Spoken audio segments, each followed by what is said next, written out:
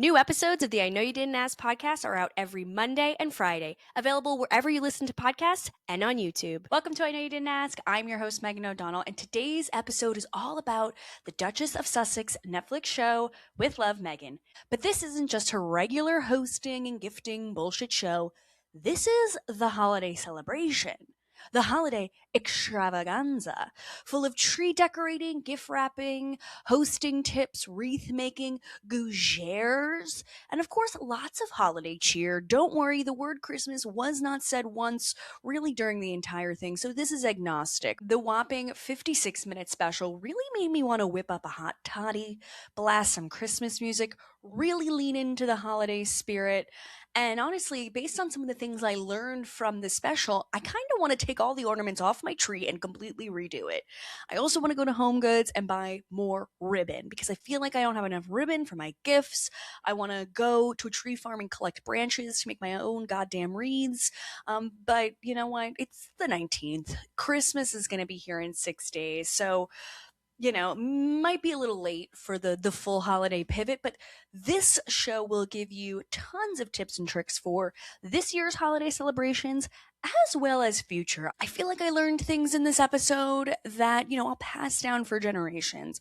Meghan Markle's holiday magic will become my family's holiday magic. I am wearing my best Meghan Markle outfit today. Of course, a crisp white button down. I did my hair. So again, if you want to see how honestly goddamn cute I look today, I'm sorry, go to YouTube and Spotify and you'll be able to watch this here show just in case you want facial expressions and you want to take a peek at my bottom teeth that desperately need Invisalign. Anyways, if you guys are fans of With Love, Meghan and didn't listen to my season 2 recap, be sure to tune into that zippy little recap. And I say zippy little recap, but it was 56 minutes, so not that zippy. But season 2 came out about, I don't know, in August or so. And of course, I had a recap for it. So I'll put the link to that episode in the show notes for easy access because I'm pumping out content at warp speed, people. So it may take you a minute to scroll and scroll and scroll. And I did a little bit of housekeeping today, and this is my 91st episode of 2025. Let that sink in, people. If you haven't listened to every episode that has come out in 2025, you got like 2 more weeks to make sure that you've listened to everything. So go back, take a look, and again, if you love me, if you love Meghan Markle, my soul sister, you can do us a solid and subscribe on YouTube, Spotify, Apple Podcasts, wherever you listen to make sure that you don't miss an episode. And also, every subscription to the show helps other people find the show. It just kind of boosts the algorithm and all this other crap and data that I don't understand. But subscriptions, comments, reviews are the best and most helpful way that you can help independent creators have new people listen to their show. And ultimately, that's what I want. I want world domination and additional subscribers for the new year. I'm sorry. Okay, you guys. So if you know me, I have an unfortunately layered past with Meghan Markle. I love to hate her, and I hate to love her. I'm a walking hypocrite, and at least I've owned it. Of course, whenever we're talking about Meghan Markle, we cannot deny that people snark on her for many different reasons. I snark on her because I find her lack of charisma to be hilarious.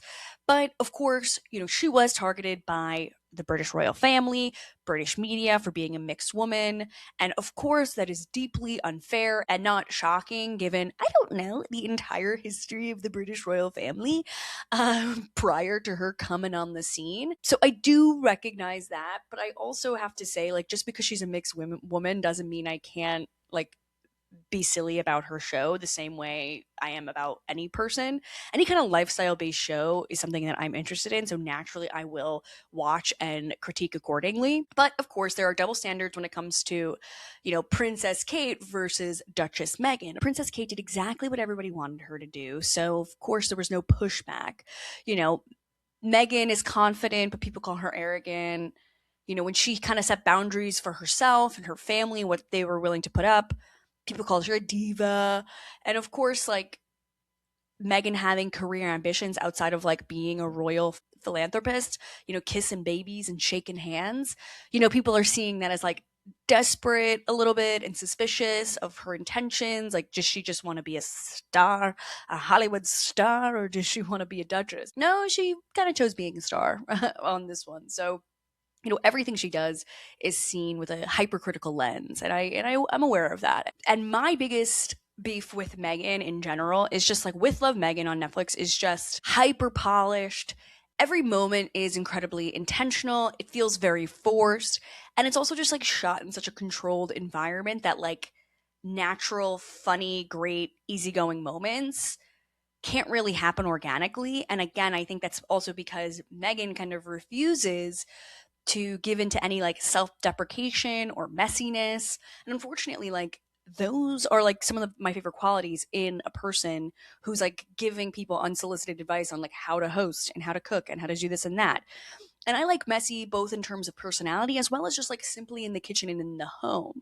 Like I just, I'm a hot mess, I'm a messy bitch, I'm a slob, all of the things. And so I unfortunately am looking for that in people as well. Not saying you need to be a fucking pig. And of course, your Netflix show isn't going to have you like shooting in like a disgusting, messy kitchen, but like a little bit of something to let us know that like you're not this like perfect fembot would be, really appreciated to see. And there's moments that we're going to talk about later in the episode where we do see her like attempting to have self deprecating moments. But even in those moments, I'm like, oh, but you're still kind of good at what you're saying you're like really, really, really bad at.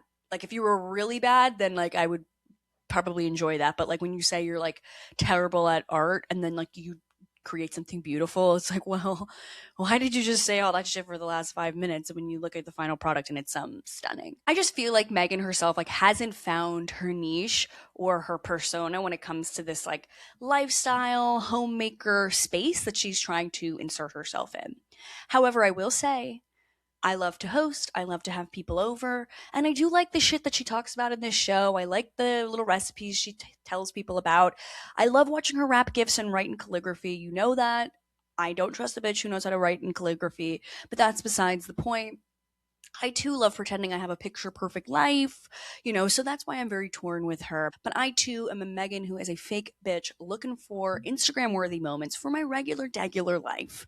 I'm a walking contradiction. I'm an absolute flip flopper, and I'm honestly just a sick woman. I will be addressing this in the new year in therapy. We have a lot on the docket. The last few weeks, I've been just adding things at rapid speed. We're probably going to have to increase the therapy to once a week instead of once every 2 weeks.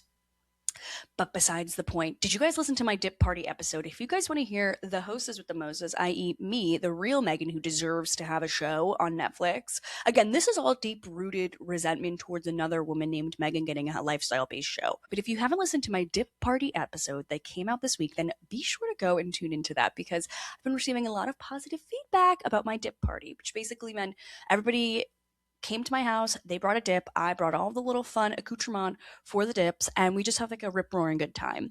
Also, if you want to take a shot every time I say the word accoutrement in that episode, you will be blackout drunk. You might actually pass away because I think I want to go back and actually just like do a little control F and see how many times I said it. I am really disappointed that I wasn't able to just like go to thesource.com prior to recording the episode to find alternative ways of saying accoutrement. But that's besides the point. You live and you learn. Every episode is a new learning for me. But who cares about my dip episode? Let's jump into the holiday magic that we have been so blessed with. But I gotta say, some of the guests were a little bit lame this year. We had no Chrissy Teigen. Where was Jay Shetty? We had Will Guidara, who is a restaurateur and who's also married to celebrity baker Christina Tosi. He's a part of the restaurant group called Make It Nice, and Dorinda Medley needs to be suing you for trademark infringement, but that's besides the point. He also works or collaborates with 11 Madison Park, which is a really high-end restaurant here in New York. We had Tom Colicchio, famous chef and judge on Top Chef. We had a couple of her real friends who, again, like she still felt very awkward with throughout their little, quiche eating moment where they all were wearing their matching PJs. But even her friends on the show don't feel like they're her actual friends. And granted, like these regular, normal friends of hers from whatever walk of life she met them probably aren't comfortable just like being on, a massive Netflix show with the Duchess of Sussex. But I don't know. It felt weird. I'm like, are these your actual friends or are these hired friends who, went into central casting to try to find this gig? We also have Naomi Osaka, the famous tennis player, and she was another one, a bit of a dud, great athlete. On camera talent, I'm gonna say let's stay on the court.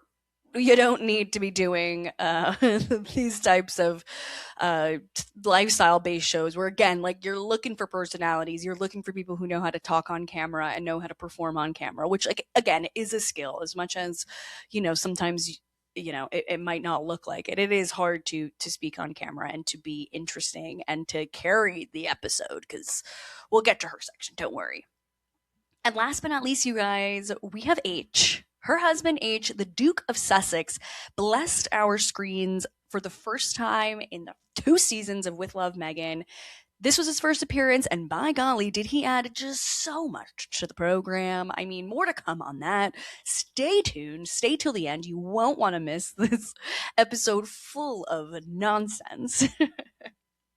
Okay, so we are going to break this episode into 2 different segments. The first will be overall holiday cheer and merriment, and then the second will be cooking, what we're whipping up in the kitchen with our guests, with our friends this holiday season. Per the Netflix website's blur, this show is when Meghan is going to be sharing her favorite holiday traditions, seasonal crafts, and family recipes with friends old and new in this festive special. Let's dive in, divas.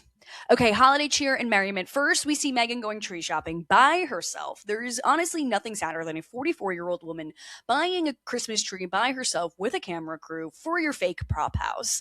Again, I've said it thousands of times on this show and in season 2's recap, but she's not shooting in her own home. Again, for many reasons that I understand, simply because I'm a producer and I get you don't want people traipsing through your home. It's a security threat to have real people in your home, but again, when you're like fake decorating your prop house, it's just like embarrassing.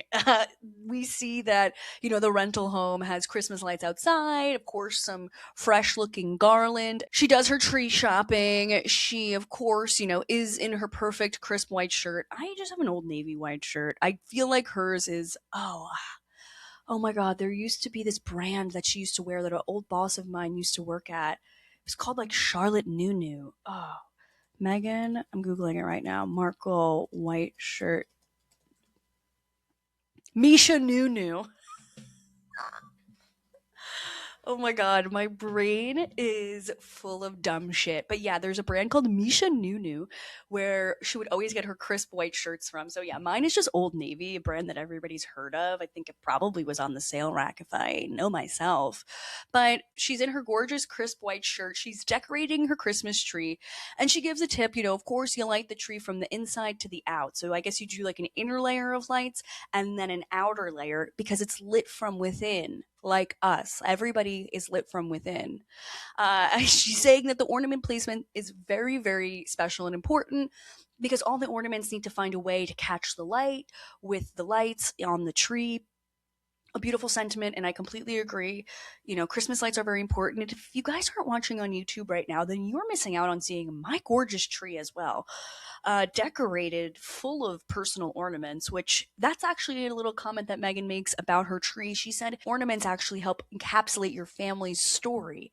And I loved that again because her tree had ornaments that just looked like they were out of like the Christmas section at Bloomingdale's. Like it looked straight up like the showroom at Bergdorf on Fifth Avenue with like a beautiful tree of like basic normal looking ornaments. She just went through a whole thing about how, ornaments are supposed to encapsulate your family story, but her ornaments had no personality. It's not even like she was like, we live in Los Angeles, so we have an LA Dodgers ornament. Oh, our family went to London 2 years ago, so we have a Big Ben ornament. Like she couldn't even have had a prop stylist go and reach out to get some stuff like that, that actually had some type of even fake personality happening. But again, this is all fake. This is all BS. So, we have to take that with a grain of salt. I will say, this is a plot twist, but Meghan Markle's dad, Thomas Markle, who's always been a piece of shit, piece of shit co-core every day. He's always been clamoring for public attention and clamoring for his daughter's attention, and she wants nothing to do with him. But he did get his leg amputated because some diabetes complications. I will say my grandfather, Poppy Paul, also had one of his legs chopped off because of diabetes. And the doctor ended up saying he had to cut the other one off. And he said at that point, you know what? Adios. Take me off dialysis. How am I going to live with no legs? And I will say my grandfather is very like cut and dry. He's like, 2 legs and my wife, what is she going to fucking wheel me around? This is not going to happen. Take me off dialysis. Let me just die.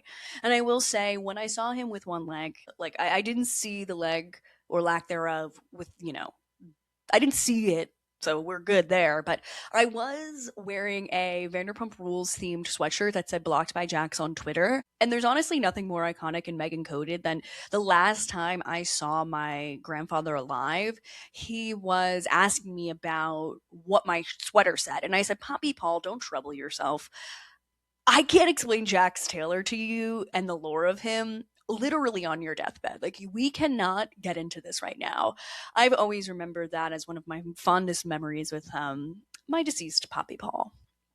Anyways, nothing like a tangent about my grandfather losing both of his legs because of diabetes. You guys, drink water and don't eat a lot of sugar.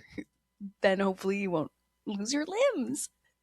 She makes advent calendars for her own kids. I thought that was actually very sweet. They were like custom ones that you put like your own little chocolates and this and that in there. And of course, she writes sentimental notes because she's like, I have gorgeous handwriting and my kids need to fucking read it at all times. And it's also kind of a little braggadocious because kids now are not learning how to write in script. And so not only could she write in perfect script, but she could do all different types and styles of calligraphy. So, she's bragging to her children basically. But I was also a bad child, so like I could never possibly do that for my own spawns of Satan one day, because if they're anything like their mother, me, they will open all of the items in the advent calendar before the day it comes, or like even open them and then repackage them up when nobody's looking and put them back just to see like what I get on the 17th, what am I getting on the 24th, and then I'd repackage it up and put it back in and then play dumb and play surprised. Again, I always was wondering on Christmas morning if I was genuinely going to be getting coal, because I teetered onto the naughty list a few times, a few years in a row, and honestly, this year I could possibly get at least a single lump of coal, because you never know, how you're gonna behave. You always want to be on the nice list. I will say I'm really glad I didn't have Elf on the Shelf way back when, because that elf would have constantly been reporting back to Santa, letting him know Meghan has gone through, the depths of her garage, took out the ladder, and climbed up to find the Christmas presents that her parents were hiding. What was I doing? I like couldn't wait 2 more days. I needed to like shake boxes and see like if I got the thing I wanted, and I never did get what I want. So again, I'm deeply fucked up, and that's why I kind of live on the naughty list. But that's besides the point.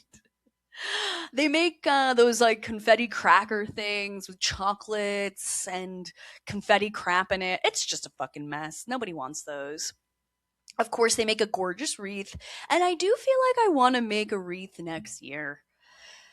I want to just go big with Meghan Markle inspiration next year. It's going to be a Meghan Markle Christmas for us next year, but they made wreaths with her girlfriends. And again, like in the beginning of the wreath making process, she said to her girlfriends, don't worry, this is not a competition. And then again, they make beautiful wreaths, beautiful job. And then you see Meghan's, and it's like award winning wreath with bells and whistles and pine cones and ribbons and all this gorgeous stuff. And she's like, no, you guys, don't worry. It's not a competition. Don't worry. Don't try to compete with me, because you will fucking lose. I will say all 3 ladies did have beautiful wreaths. Great job, ladies. I've never made my own wreath, but I do want to, because at Home Depot, where we ended up purchasing our tree, they had like a whole pile of like miscellaneous tree, like pine leaves that they said we could easily take. And I was like, what am I going to do with that? But if I had watched this show or listened to this here podcast, I would have snatched them up and made a wreath at the house. So next year, again, things are going to obviously be on another level. Level 10, Christmas holiday spirit merriment. I'm sorry, holiday, not Christmas. I'm so sorry. I'm so sorry. I like how she's like, I'm not going to say Christmas, but all this shit is Christmas stuff. But I guess that's like a Netflix choice. We have to talk about festive wrapping. Of course, we all know Meghan Markle worked at Paper Source. Like every, quintessential manic pixie dream girl in your life. She's amazing when it comes to festive wrapping. And I will say, she does a gorgeous job with wrapping the gifts. And she actually did have a moment where she taught us poor losers how to how to wrap a stuffed animal or like an object that has like no real structure, so it's kind of tricky. So if you are going to watch for that one moment because it was actually cute. She kind of made it so it kind of looked like the little stuffy was in a Christmas cracker. I very much liked that. Props to you, Meghan. A Meghan Markle gift would not be a Meghan Markle gift if it did not have a wax seal, because everyday people have, a custom wax seal for all of their gifts. She's like, and you can do it in advance. Like, don't worry, it doesn't need to be done in real time. All you need are 12 new things. Everyone get your hot glue gun out and then your custom stamp. I was going to do some shit like that for my wedding. And then I realized, like, no one cares. Like, Meghan, time is money. You don't need to be wax sealing 100 fucking invitations. It's not necessary. As I mentioned, Naomi Osaka came through as one of her, new friends, and the two of them were drawing on plates for their children. I guess this might be a Santa cookie plate type of situation. And this is where Meghan was like, oh my God, mine looks so bad. Oh my God, my plate looks fucking horrible. What am I gonna do? This looks so bad. And it looks beautiful. And then they pan to Naomi's, and Naomi's started very cute. She was doing a floral motif, and then she went rogue and was doing these stripes. Like, you could tell Meghan's Christmas sparkle was starting to dim a little bit. And again, I feel like Meghan kept saying, like, I'm so bad at this, to hopefully then have Naomi say, like, me too, I'm actually worse than you.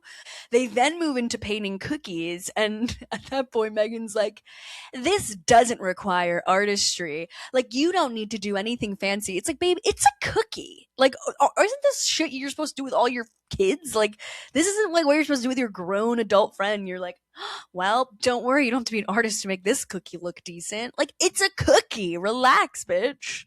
I will say, this is when we first get a big old glimpse of Meghan's massive diamond pinky ring that she just is casually wearing, a massive emerald pinky ring. I didn't have a pinky ring to put on for this episode. I was looking for some, and I was trying a few on. I used to have one, but I don't know where it went. I feel like pinky rings are a dime a dozen. I'm always losing rings, and a pinky ring, it's just as good as gone upon immediately purchasing it. But she is wearing this massive pinky ring. And one thing that I struggle with as a home cook, a passionate home cook, I should say, is when I'm doing any kind of kitchen activities and I have the rings on me, it gives me the fucking heebie jeebies. And watching her with her big old engagement diamond plus the diamond pinky ring that isn't even like properly fitting on her finger, I felt like it kept looking askew on her finger. And she's like mixing this like puppy chow dessert that we'll talk about shortly, and like you just see her hands in like melted chocolate and peanut butter, and I'm like, you have like 15 carats of diamonds on you. Just take your ring off for a fucking second. We don't need your rings possibly shattering into the puppy chow. We won't be able to tell if that's a diamond I'm eating or a piece of cereal covered in chocolate and 2 cups of powdered sugar, which actually brings us to our cooking segment of the episode, where, of course, Meghan is making all different types of fun Christmas treats.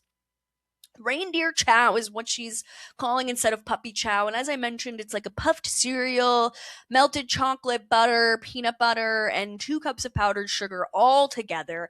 And I don't know, that sugar bomb looked amazing. And you could tell she was like just making it on the fly, because she's like looking at the recipe and she's like 2 cups of sugar. Oh my god. Like I felt like that was the only moment that I saw like the facade break where she was like, my blood sugar is going to be high for days. I'm going to have to run on the treadmill for 14 hours tomorrow to make up for the 3 pieces of reindeer chow that I eat. And that's robot voice. I feel like she's a robot. But as we know, this is her prop kitchen.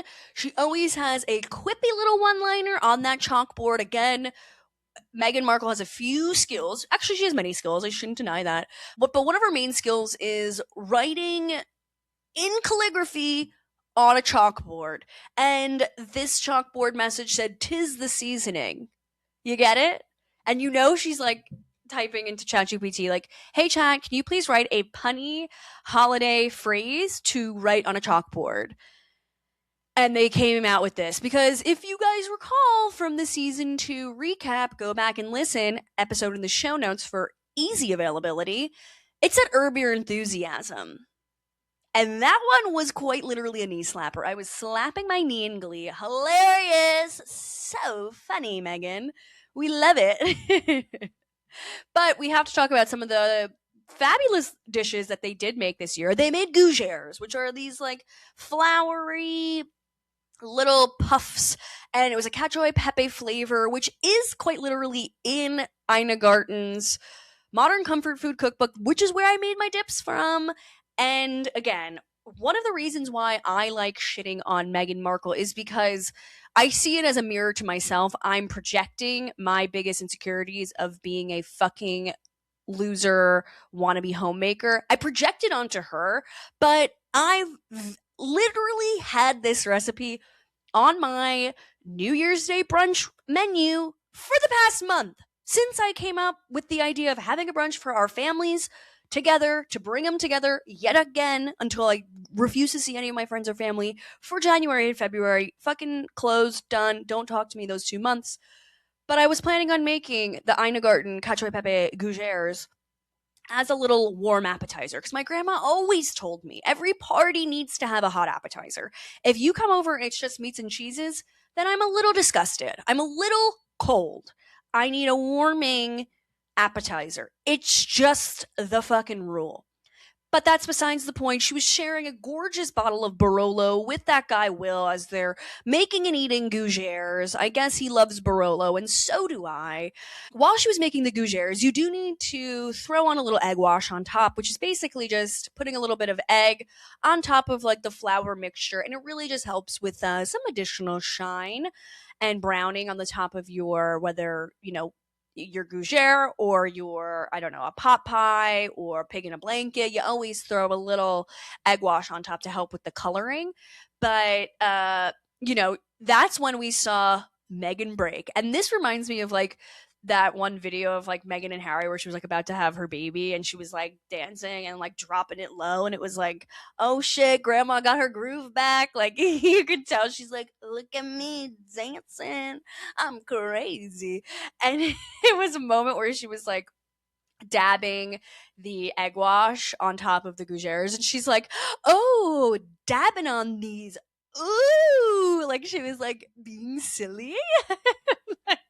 She's like, get a load of me. I'm making dab jokes. Remember that thing kids did 3 years ago? Yeah, I love dabbing my gougere. When it comes to Meghan Markle, there is a lot of open mouth laughter with no sounds coming out, just dead air. And it is kind of like when people are like, oh my god, that's hilarious. And it's like, okay, but like laugh then. Like you can laugh. Oh my god, I'm dying. Are you? Because you're just standing right there. Oh goodness, I'm getting too excited. I'm like literally like tweaking out over here. It's fucking lame. Okay, she makes quiches, quiche Lorraine, and another quiche. I was actually shocked she put bacon in one of the quiches. She's a high cholesterol queen. She doesn't care about bacon being quite literally a type 1 carcinogen, but type 1 carcinogens be damned. You need a little bacon in your quiche. I completely agree. We come to find out that Meghan likes to happy dance when she eats, which is another really fucking embarrassing thing that I too do when I'm eating something yummy. I know. The two of us are literally soul sisters. And again, I'm making fun of her, but I'm making fun of myself at the same damn time. I'm looking in the mirror, except, I'm not a fucking duchess. But we'll get to my royal, connections later in the episode. Again, stay tuned to the very end.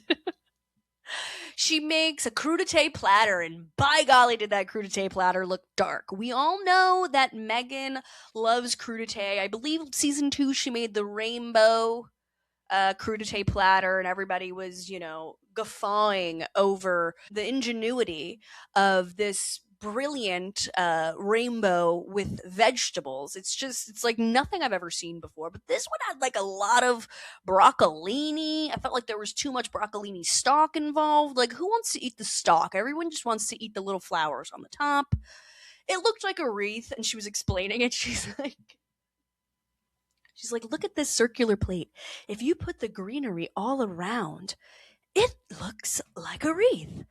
And this is the holiday extravagance. So everything we do is going to lead back to a wreath, a tree, an ornament.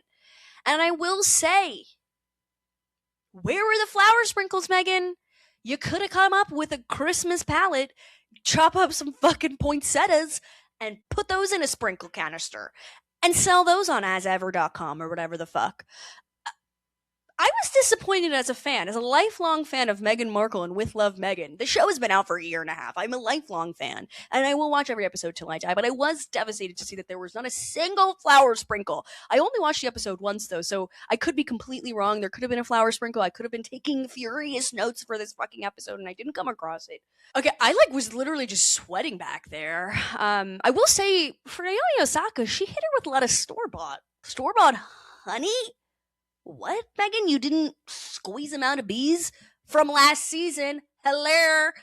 Why am I doing tiebacks, but the story producer isn't? This is ridiculous. Also, she made a tahini with a chili oil moment. She said store-bought tahini. Why aren't you grinding your own sesame seeds? I'm shocked. I'm shocked, and I'm disappointed in the Meghan that we thought we were going to be getting. Come on. Store-bought? Again, I'm disgusted by hearing that. Okay, we have to talk about Tom Colicchio coming through and making what was a gorgeous beet salad. I am new to liking beets as of 4 years ago. I'm into beets. That was something that came out of COVID. Everyone's like, yeah, COVID was the worst time of my life. I'm like, wasn't that bad? Started indulging in eating beets. Beets are delicious, but Tom Colicchio came in and he said he always makes this for the holiday season. It's a beet salad with red onion, artichokes, cherry peppers, fennel, black olives, and that is going to make your breath stanky. I forgot to mention he also has pickled veggies in there, garlic, parsley, red wine vinegar, and olive oil. So yeah, your breath be stankin', but that tastes probably sublime. I found the recipe and I think I'm going to make it. Maybe that'll be a tandem social post that I'll make for this here episode. If you guys aren't following me on TikTok and Instagram, what the fuck are you doing? Meghan the podcaster, I'm adorable, I'm fun, I'm trying to be fun. I'm trying to have fun, people. Can't you fucking get it? I really want to be done. It's Friday. We're seeing Avatar tonight. Baby needs to smoke a little fucking weed and take a load off. That's besides the point. I'm making the beet salad. I might make a tandem video. Follow me on TikTok. Anyways, moving on. Also, we have to talk about Tom coming in and Meghan and him kind of working together to make a gumbo. I love gumbo. Is there anything better than a dark fucking roux and a little gumbo with a little andouille sausage, some shrimp, some scallops? I don't know. Do scallops go in a gumbo? I don't know. I've made gumbo once, but it's been on my list for about 7 months to whip up a gumbo. So again, might have to whip up a gumbo with my beet salad for my social media posts. I'm taking over social. I'm going to be a recipe developer. And when I mean developer, I'm just going to copy something else I see online. But the gumbo looked absolutely delicious. And I will say, gumbo for Christmas Eve? I don't know. I'm only old school Catholic on holidays, not in practice or real life ever. But in this house, we don't eat meat on Christmas Eve. Not even on a little cheese meat platter. No meat. So I was very shocked to see that from Meghan Markle. And I guess he doesn't like a lot of the things that they were making, which like kind of seemed like you make something that the Duke or whatever the fuck would like when he's going to be on the show for the first time ever. Groundbreaking news. He's coming on the show. He hates everything that has to do with Tom's beet salad. I don't even think he took a bite, which I find to be incredibly rude. You just give it a little something. Obviously, it sounds like a salt bomb and like artichokes, anchovies, jardiniera, shallots, fennel. Like, there's a lot happening there, but he's like an award-winning chef. Of course, like I'm gonna eat anything Tom Colicchio makes. Speaking of, he also made this flaky salted cod dish that looked amazing. And I will say, I have met Tom Colicchio. I met him at his restaurant back a million years ago. He had a place in the meatpacking district called Colicchio and Sons, and now he just has one restaurant called Craft. But Colicchio and Sons was in the meatpacking. It was a total hotspot. And he actually told me about my favorite red wine, which is a Spanish red called Priorat. It's like a very rare grape that is only made in this little area of Priorat in Spain. And Tom Colicchio told me about it. So thank you so much, Tom. I'm going to be making your beet salad. I'm going to be, drinking Priorat till the day I fucking die.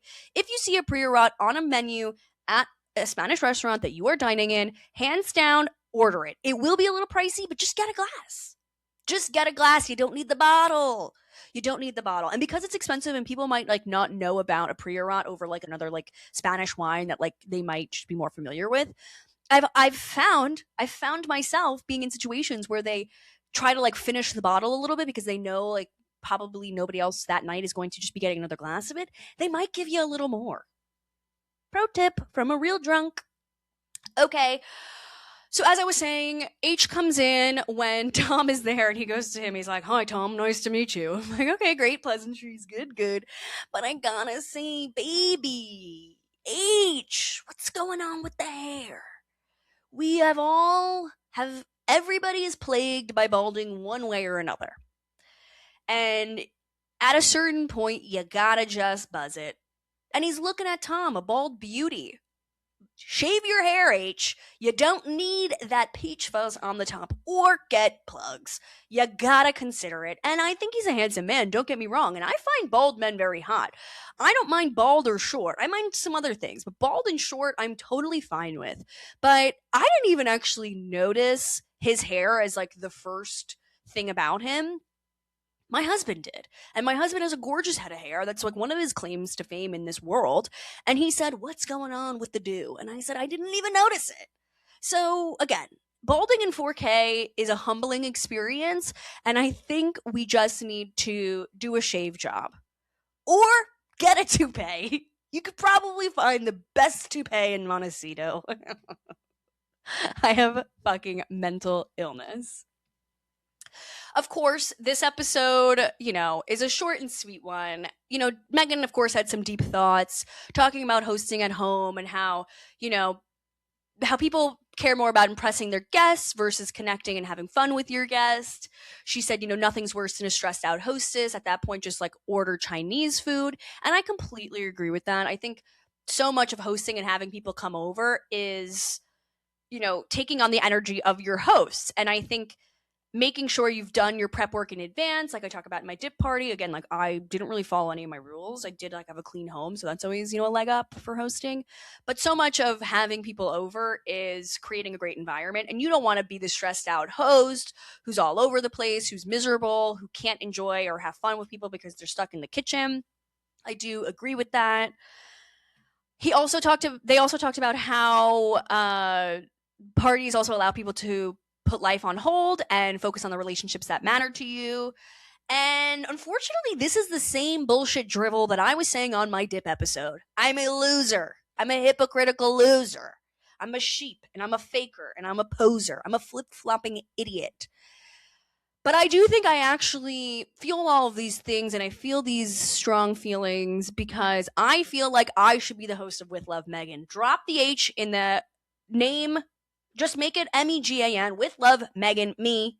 Because I can host the show with a little bit more charisma, a little bit more razzle dazzle, and a little bit more everyday energy. I'm not perfect and I don't want to be. If I had my two girlies over and we were eating my quiche brunch and making wreaths, we'd be ripping jokes, ripping hilarious stories. The Netflix audience wouldn't know what the fuck to do with themselves. And I wouldn't say this is a competition because, again, I'm a consistent loser. I always do the worst in any kind of competition I've ever made. You guys, I tried to even get into a chili cook-off and I got waitlisted. How do you get waitlisted to be a part of a chili cook-off? I'm forever a loser, but that's besides the point. I think I should be hosting this show. I know I'm not a duchess, but my mom does call me a mafia princess because I married into an 100% Italian family. I'm only 50%, so I'm a mafia princess. I'm just a girl from New Jersey doing the best I can. Safe to say, I'm royalty in my own mind. Unfortunately, I do think I could be royalty if need be, if I needed to step into the limelight as the new Meghan Duchess in America. I'd move to Montecito. And I would also encourage my husband H to shave or toupee. You got two options, babe. But balding in 4K is not going to work if you're going to be coming on my show in 2026 for season 3. I cannot wait. When is Netflix going to announce season 3? Because again, us real fans, followers, flip floppers, whatever the fuck you want to call me, I'm literally going insane today. I will be watching season 3. Mark my fucking words.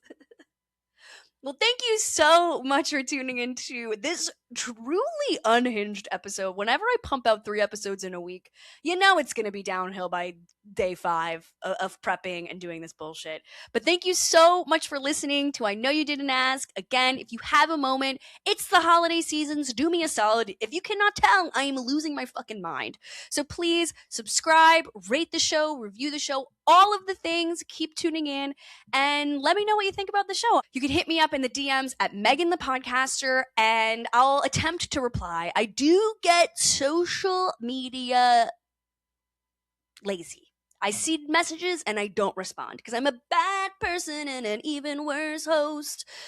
Anyways, thank you so much for listening to I Know You Didn't Ask. Tune into next week. We have Monday's episode of I Know You Didn't Ask, the hottest topics on the block. Wednesday is all Bravo TV news because there's just too much going on that I haven't been able to talk about. It needs a designated episode. Friday is the best of 2025 mega episode, breaking down the best and worst moments of 2025. So be sure to tune into I Know You Didn't Ask. Thank you so much for listening and have a great goddamn weekend. All I want to do, smoke a fatty, go see Avatar tonight, and eat so much fucking popcorn, it could kill a Clydesdale. All right, thank you for listening. Bye. New episodes of the I Know You Didn't Ask podcast are out every Monday and Friday, available wherever you listen to podcasts and on YouTube.